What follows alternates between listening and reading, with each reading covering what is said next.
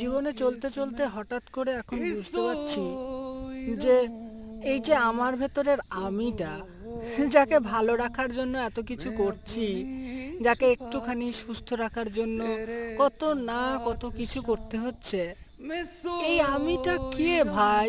এই আমিটা ছিল কোথায়? সেই তো ছোটবেলায় যখন 4-5 বছর বয়স, তখনও তো আমি ছিলাম, কিন্তু তখন তো আর আমার এত আমিত্ব ছিল না। তখন তো আর আমার কিসে ভালো লাগে, আমার কেন খারাপ লাগে, আমি কি চাই, আমার কোনটা প্রয়োজন, এত কিছু ছিল না। বড় হতে হতে এগুলো করতে গেলো ভাই, আর তো কোনো দরকার নেই। কেন রে ভাই? এইটা কি? এই আমিটার সঙ্গে বাকি আর 5জন মানুষের সঙ্গে মিলিয়ে নিয়ে চলতে চলতে যে ঠক্করগুলো লাগছে, সেটা তো আর সহ্য হচ্ছে না। সেখানে তো আমার একটা আলাদা অস্তিত্ব তৈরি হচ্ছে। কেন? কে আমি?